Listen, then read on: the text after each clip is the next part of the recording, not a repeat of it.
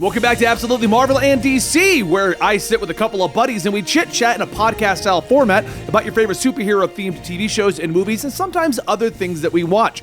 We do discussions about trailers, rumors, and we just talk about our opinions on various shows and movies, like I just said.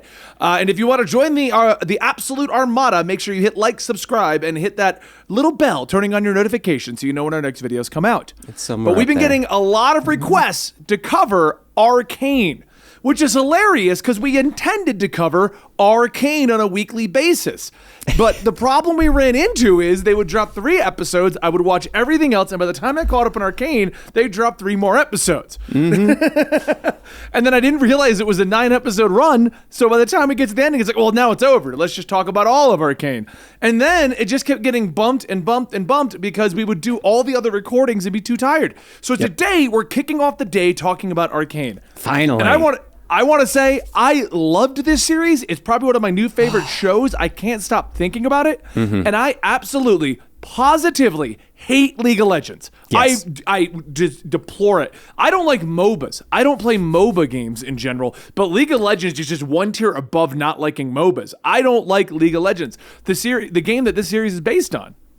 Yeah, no, I actually use you as my example whenever people are like, or I'm like, you should watch Arcane. No, I didn't like League of Legends. I never got into it. It doesn't matter. I know people that hate the game but loved the show because, my gosh, this is the kind of show that I believe you could refer to as a masterpiece. Because honestly, I feel like I get why they put League of Legends on it, the titling, the subtitle, because you wanted to get the League of Legends fans. But I feel like it could have done even better and gotten even farther if they hadn't put League of Legends on there. Because I feel like the League of Legends fans know what this is. See, I agree and I disagree because I feel like the League of Legends name on it and everything behind it there is what allowed them to be a little bit more, like, it gave them a little bit more creative freedom because they already had the hooks in a fandom. They already knew that they were going to get their fan base from League of Legends that want to see expansion upon the lore that already exists with the characters in League of Legends. And because they knew that those people were going to be coming over, it allowed them to be a little more free with what they were doing. It allowed them to go... I agree. I just feel like most League fans would have already known this exists. Jinx is so iconic. Just seeing Jinx in anything. that is very true. I mean, even you now have started like going through things and you're like, oh my gosh, it's Dan, it's Jinx. I know, Benny. I know Jinx. I know Jinx, okay? I've always known Jinx. League of Legends is one of those games that I hated the game, but I loved the lore. I just never got too into the lore because that required a little bit of if I don't play the game at all, I don't follow the lore. Overwatch is in that same bracket for me, but at least I played it, so I kind of follow the lore that happens in that one. Rainbow Six Siege is another one where they have a lot of exterior lore. And what this is showing to me, everyone's been trying to figure out how to make the video game show. And don't worry, guys, we're going to talk about the show itself real soon.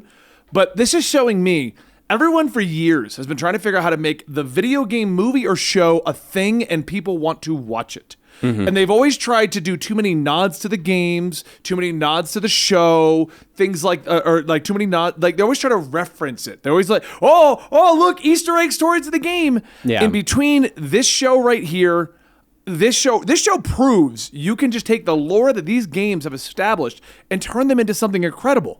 I know a lot of people think it's a meme, but the Sonic the Hedgehog movie is another great example where they didn't bother trying to make it Sonic the Hedgehog the game a movie. They just made a Sonic movie. And it showed that can be, and I have high hopes for the Halo show that is coming out for the same idea. If you don't reference the game, I said high hopes. I didn't say.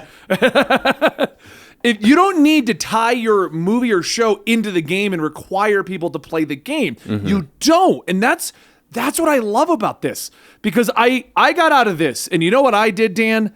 I went over and I'm looking at getting Ruined King. The other League game. Yes, I was actually just about to bring that up because League did the smartest thing of all time of instead of just going, hey, here's one new Riot Games thing. It's a show. Enjoy it. If you enjoy the show, go play League of Legends, the games. No, instead they decided to do a mass drop. They dropped the Arcane show. Obviously, we've got the existing games of League of Legends, the MOBA, League of Runeterra, the card game. Wild Rift is out too. Wild Rift, the mobile one, Teamfight Tactics, the auto chess, and then they came out with 3 single-player games. They came out with Ruined King, which is a turn-based RPG, which I played and beat. It's fantastic. It's a very easy-to-play game. They came out with one that I believe is called like Nunu's Adventure, and it's just kind of it's like a side-scrolling jumpy game. I actually want to play. It looks interesting. It definitely looks interesting.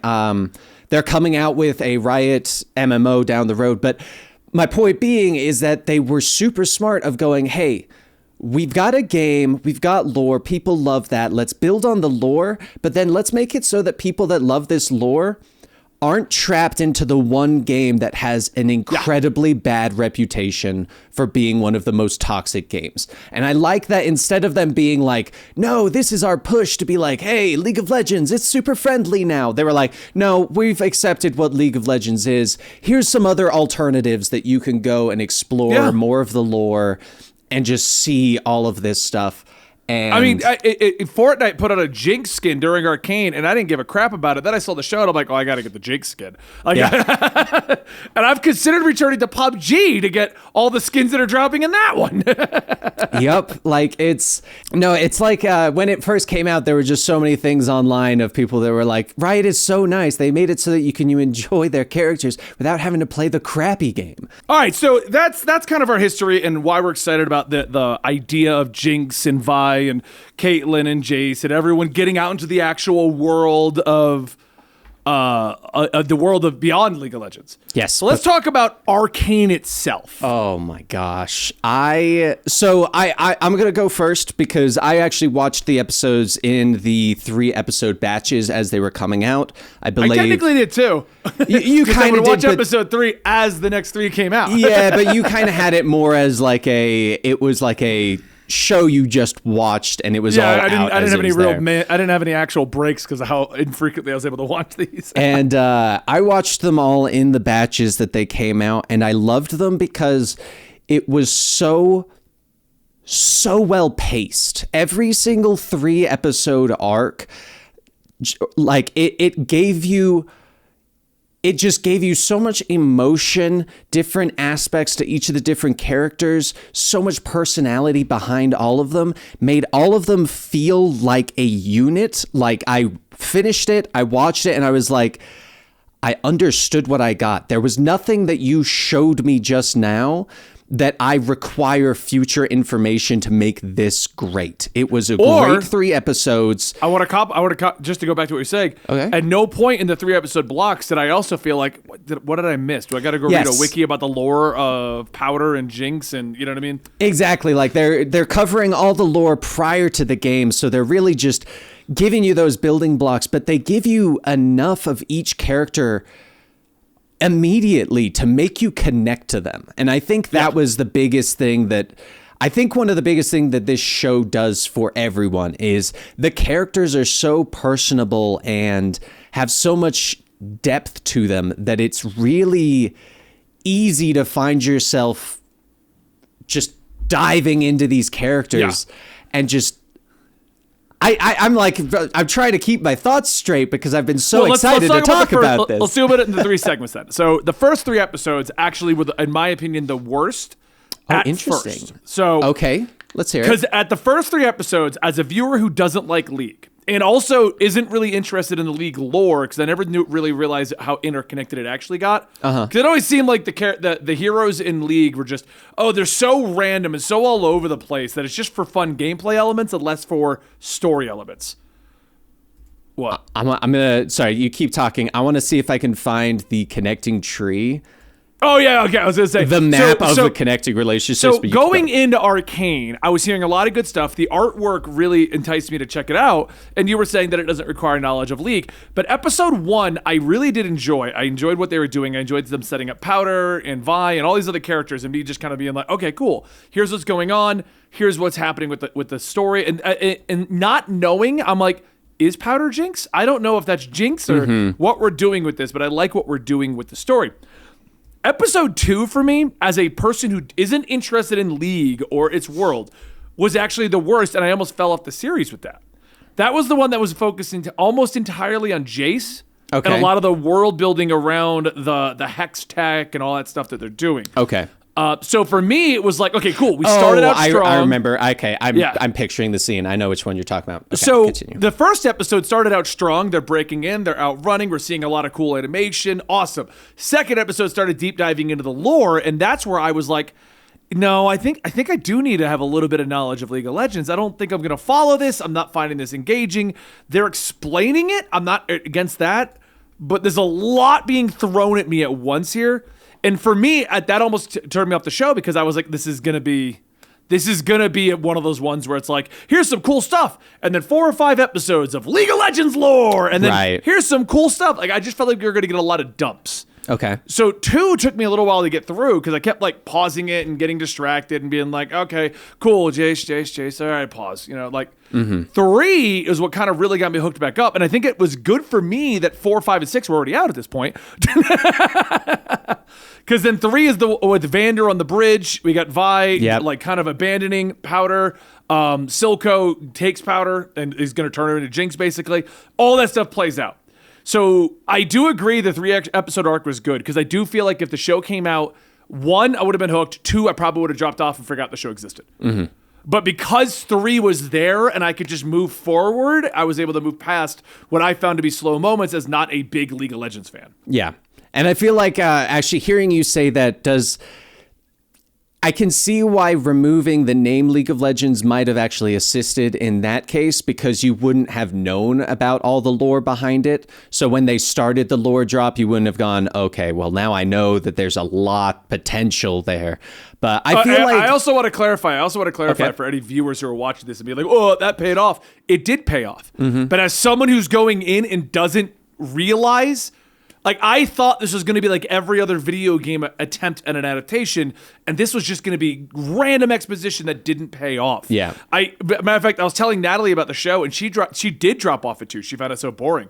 And as I got to like 6, 7, and 8, I was telling her, I'm like, no, Jace becomes important. He's probably the most boring character in this entire show, but he does become important. You just got to stick through that episode 2. Yeah. Jace, I feel like Jace seemed a little too boring just because of how colorful all the other characters were. But there's so much going on in the underbelly. And then you're like, and here's Jace. Let's have politics. Like, shut up, Jace. Exactly. It's one of those ones where it's like, it did make sense. It made sense why they used him, like his changes throughout the show. Like they worked for the character. And I feel like you were saying, they did do big lore dumps, but I feel like they did it so well that each time it was a lot of lore, but it wasn't too much, and it was all the important bits that actually mattered. Like, it wasn't like a Easter egg lore. Oh my gosh, they mentioned the thing that relates to this. Instead, it was, oh, that's the origin of Hex Tech, which is related to what everything in League is about. Like I said, I want to clarify, going in fresh and not realizing that's what I thought going into episode 2. But by the time the whole show paid off, I did not have those feelings. 2 is needed. You need that to get the full grasp of everything. Yeah. And I also was a little wondering, because the first episode seemed to be very focused on Powder, and then the second episode seemed very focused on Jace. So also being a viewer who didn't know where this was going, what was going on, knew nothing about it other than it existed. I was also wondering if, like, so is every episode going to be a different focal point character? So we're not going to have that through line story. It's just going to be like, all of this is happening, and now all the people you've met, they're going to fight. Right. Like that's what I was worried we were going to get into, that was the direction this was going to take. Yeah. So I am happy that I stuck it out and didn't tell you, man, I'm bored. Screw the show. Because the show was incredible. The whole thing works so well. And I do feel like a lot of what I feel for episode 2 is a lot of predisposition from other video game related shows and movies. So I do feel a lot of what I felt going into 2 was the predisposition from video game based shows and movies. I will give it that. And there is a lot. There's a lot of crap out there, Dan. So there is a lot of crap out there, and I think this was like the first like giant beacon of hope that you can make quality shows about video games, have it be well versed in the lore, like nothing but the lore, and it can be amazing. So moving on then, because how was your initial? Because the first 3 I know you were just hooked. You like League. You played League. I love League. I love lore. I love all of that stuff. Jinx is actually one of my favorite AD carries in the game. So it's like I already had that big connection to the show. The Jace stuff, I will agree, did kind of push me away a little at times because the character was just very frustrating and annoying. He was frustrating, dry, he was forcing things, which I know in the end is where the show needed to go to make everything work. It was frustrating and dry, but then at the same time, I do look at it as when you look at just those portions, he does have more depth to the character. But when compared to Powder and Vi and all of that, you're like, no, nothing is... That's the problem I think with Jace in the beginning, and it fixes this up as we go into 4, 5, and 6, and 7, and 8, is from the get-go, Powder, Vi, and the crew of Miles and all these other kids and Vander, this is all interesting, engaging. Mm-hmm. They're doing parkour. They're having fights. Everything's going on. And then you just cut to Jace, and he's like... So, I'm one of the higher-up families, but I'm not one of the higher-up families, and I have all this hex technology that I shouldn't have, and that is my big plot point, and we're going to discuss this. And it's like... Right. Or we go back to them fighting, because that was cool. Yeah, it's the classic, well, do I want to watch the prep kid who's lived his life in a silver spoon in his mouth, or do I want to watch these street rats playing on the street and shooting guns and punching people? But Jace, as the show moved on, did turn out to be a great character. Yep. And I feel like his story really, and you needed that episode 2 to make this function properly because of it's Heimerdinger? Heimerdinger, yeah. Heimerdinger. Because you needed their back and forth at the beginning to feel the betrayal from Jace later for Heimerdinger. Because even I was like, oh no, like I get your point. Heimerdinger's really old and he needs to kind of move faster, but that was so cold the way you did that. Yes. And you only feel that if you got those world building episodes. Yeah. And the one thing we're kind of just jumping all over the place. And I wanted to give you a starting point, but let's just move forward on the show. Because my head's just going left and right. But I think I'll just talk about some of the things that I liked. Because you bringing up Jace, one of my favorite parts of this show, and there were multiple, were each of the moments when each of the characters starts wielding the weapon that they use or their iconic thing in the video game. So for Jace, it was his giant hammer. And the iconic moment was the second that he changes it from the hammer and then turns it into the giant cannon. In that factory, like that moment when Vi is using her gauntlets.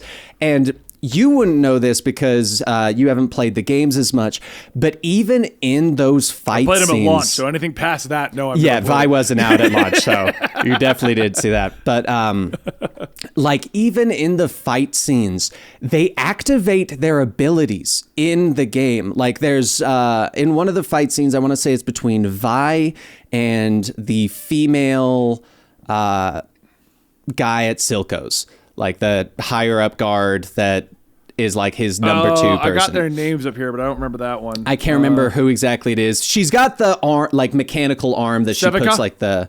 I think so. I think it's Sevica. Yeah. In the fight, Vi unleashes this thing and creates like this shield for a second. And in the game, that's her passive. Like after doing a certain number of attacks, she gets a shield. And it was just one of those ones where it was like, okay, you just took the character's abilities in the game, put it in the show, and did it in a way that I was like, that makes sense. I could see why this weapon's doing that. And just going through that, the Jinx where she changes her weapon into the rocket launcher, all of those very key moments, the Echo fight with his watch in the game. I want to bring that up real quick because I'm a huge fan of animation and artwork, and that was probably my favorite fight was Jinx versus Echo. Yeah. I do want to state, I didn't realize Echo was that kid because they called him something else when he was a kid. I don't remember what they called him. Yeah, they call him Echo once or twice or make right. the So slight I didn't realize it was reference. the same kid because they call him something else like Big Head or Big Mouth or something like that. Yeah. Like a kid nickname. So when we go to that scene where it's like they cut back to their younger versions fighting, I'm like, oh, it's that kid. Like that's why everyone knew who he was. Because I just figured that was one of the few moments out of League where it's just like, oh, we know him. Yeah. We're not going to go. No, we already introduced him. Yeah, that fight, that little fight scene was like the perfect example of. I've been calling this like just Western anime or Western shonen is kind of what I consider this, because that was like one of those. If it was anime, it would have been over the top, giant swords, like super anime action fight. But in this, like they went with the awesome, like music video style action scene. And I was like, and I loved that because we also got the over the top better fights later. So having this kind of low key battle between and reminding you that these are two kids that had like a true history together. together. And like and to show that going through and then him rewinding the time of seeing the kid version. Then we see the adults fighting. I was like, I loved this. This was one of my favorite fight sequences in the whole thing. Yeah. I have actually Googled that little fight scene or YouTubed that fight scene and just watched that little bit like 3 or 4 times just today. Another character that I was really enjoying was Caitlyn. At first I hated her, but her trying to follow Vi and doing all that stuff with her, that was so much fun. Because it's like, I expected Vi to just ditch her pretty early on. Like she was gonna, oh, poor Caitlyn, she's gonna get reprimanded. That was a lot of fun. I liked that. I liked seeing her going back to her family and all that kind of stuff. That was a great display of evolution of character as well with Caitlyn. Like she went from very strict to the Caitlyn that we saw that fell in love with Vi. So spoilery, because I need to hear your opinion on this. This has been one of the biggest hot topic questions, and I'm not even sure if we should leave this in the video, but the Silco and Jinx relationship. I have seen so many people being like, Silco was a great father to her, and I've been seeing so many people being like, Silco took advantage of a small child, and I'm just curious.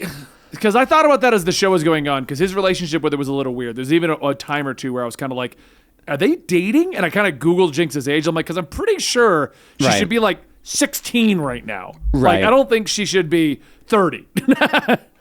I feel like it started as him taking advantage of her.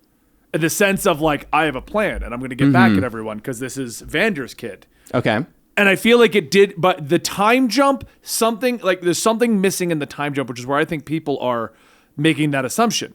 Because I feel like at the beginning it was, I'm going to get back at Vander by raising his daughter how I want to. But it's going to be like an evil way to get back at Vander.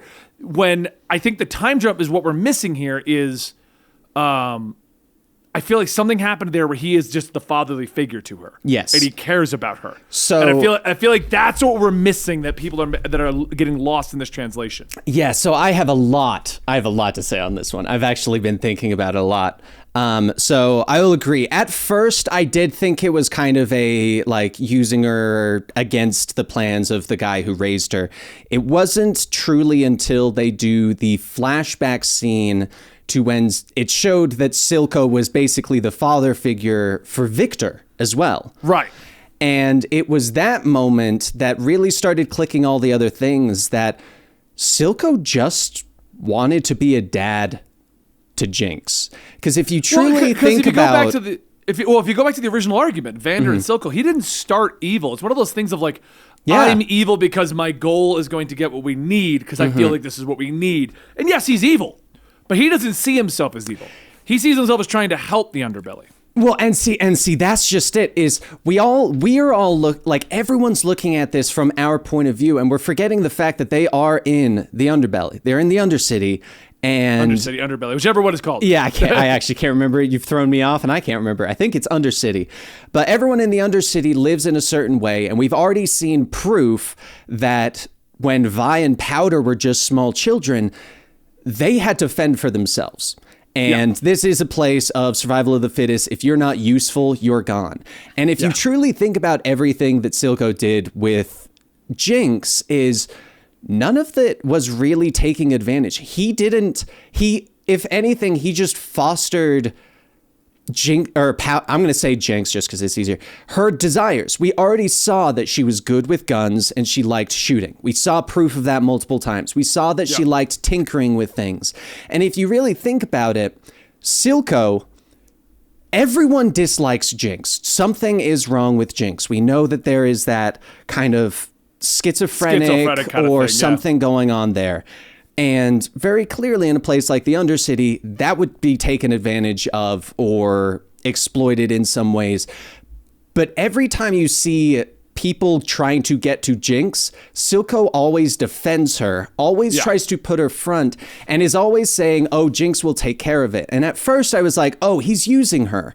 But when you really think about it, no, he's using her to prove to everyone that she's useful so that no one can argue that we need to get rid of Jinx because she's not useful. Yeah. And for me, the turning point that I could tell he was trying to be the fatherly figure is when she was about to die. And the option was like to inject her with all of the I think it was arcane material or no, the shimmer, I think is what it was called. But he was like, no, don't do this. And the guy did not knock him out. And that, to me, that was like, no, he doesn't see this as taking advantage of her. He sees this as that's his daughter. That is his daughter. Exactly. And like, it's just such a, like in their society, he did the best he could to raise her as his daughter. And I actually liked that. I mean, I'll probably be one of the few, I'll probably get some people in the comments be like, how dare you like glorify that? And it's like I'm not glorifying it in the terms of our world. I am looking at it as this is the situation that they are in. It's like they've proved that they can't get out of that. Like even if he was taking advantage of her and then turned it into she's my daughter, or even if he was taking advantage of her in the end, the whole point of that situation is that he is evil. Like Silco is never portrayed as the hero of the Undercity. He's portrayed as his answers will lead to a mass extinction kind of war between the upper and the lower classes. So even if he sees her as his daughter, it's still kind of an evil kind of a way. I just feel like over the time he just saw it more of like, because he didn't start as a bad guy. Because we see the Vander and him just like argument that gets down to him being the bad guy of our show. Yeah. So I don't think it was straight up taking advantage of her, but I also don't think it was entirely altruistic. I think there was that middle ground. I think you're right there that there was very clearly I can see the usefulness of how this can help me and my adventure, but you could also very much see I am protecting you from all these people that very clearly do not like you. Right.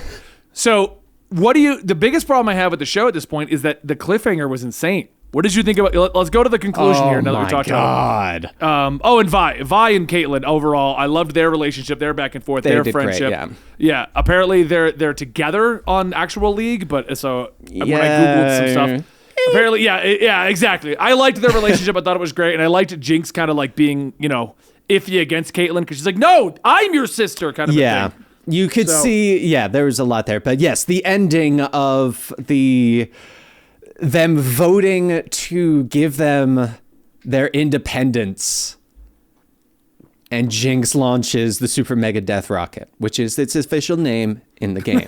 Just so we are aware. I loved the aim of that because I was like, that is such a game moment thing. But I love that that's right there. We don't even know what happened from that thing. It's just... It was I don't know. It was such a great cliffhanger, and I can't wait for the next one. I don't know when it's going to come out due to COVID. I don't know what they're going to do with Arcane. I don't know, because I feel like there's plenty of room to go forward with the Jinx, Vi, Jace, that whole stuff. There's plenty of room to go forward with that. But personally, I would prefer if the next season was a different part. I kind of would like, instead of a continuation of this timeline going forward, I would like let's reset a little, go to one of the side countries, maybe even Noxus, the place where the woman who Jace is in love with, where she's from, maybe go there, maybe go to one of the other ones, show more of the world. And because like in the Ruined King, we see more of Bilgewater. We see Ionia in some of the cutscenes for, or like the cinematics that League has done for the game.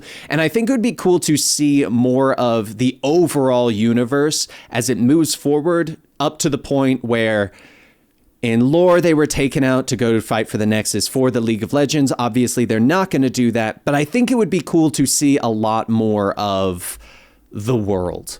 Because I actually disagree. Okay. I feel like if we start going too big, too fast, that's going to start running into the usual video game problem. You know, where they're trying to, we got to explain everything. We got to nod to everything. What I like about this is how tight knit it is. Like we haven't gone very far, and I know there's a lot more lore to this. Isn't there like 100 champions in that game? Yes, like there's a lot, and we've seen so many of the different stuff because we have seen like the Freljord. The Ice Plains, we've seen that in the League of Legends comic Ash, which I read on the channel. But like we've seen just all of the different ones. So now that I think about it and talk about it more, I don't see them doing it in Arcane because their history has shown that they go, okay, we're picking a location and this is going to be the medium that we show this. Freljord, it's going to be the comics. That's what I mean. And that's what I like. I like the idea of just doing that. I think so. Just focus it in. But give me more of the Jinx and the Vi and the Caitlyn story. Give me more of what's going on with Jace and the Vode and with Heimerdinger raising Echo.